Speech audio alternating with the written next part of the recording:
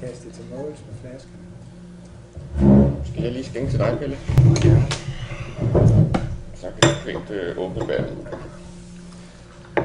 Lars Persson, tusind tak, fordi du måtte komme i dag. Du har tid til det her.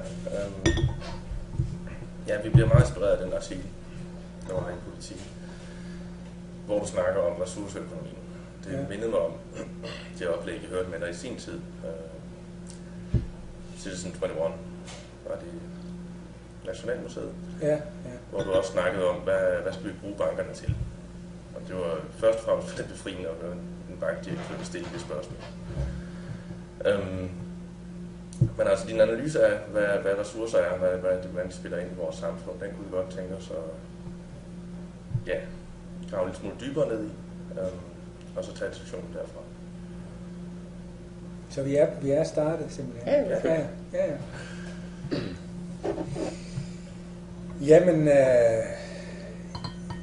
man kan vel sige, at over de sidste årtier, jeg ved ikke hvor længe, altså der er der jo så gradvist sket det, at økonomi er blevet mere og mere abstrakt, og mange mennesker skyder det fra sig som noget, som de ikke kan forholde sig til. Altså det er noget, som de hører politikerne tale om, og de hører nogle eksperter, nogle økonomer tale om det, men de føler ligesom ikke, det angår dem selv, og selv på det private plan kan man høre, man jo meget tit folk siger, at det med økonomi, det klarer min kone, eller det klarer min revisor, eller det er ligesom noget, det vil man ikke have med at gøre.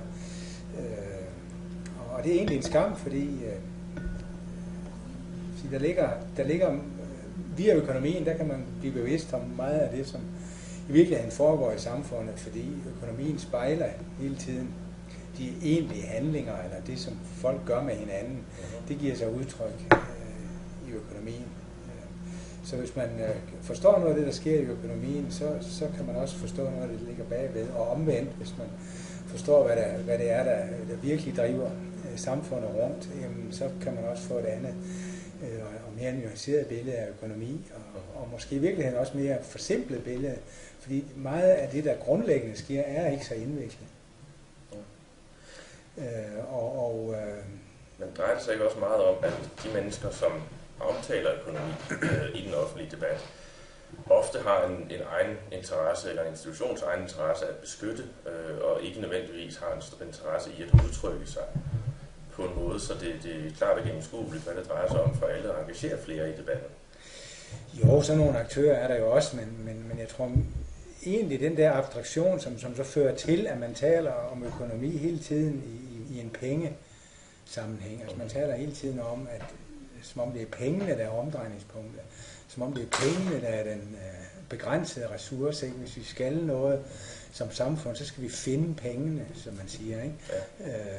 Ja. Men i virkeligheden er det jo den ressource, man skal bruge, man skal finde. Ja, man betaler pris i form af en eller anden form for værdisætning, i stedet for at snakke om den enkelte ressource.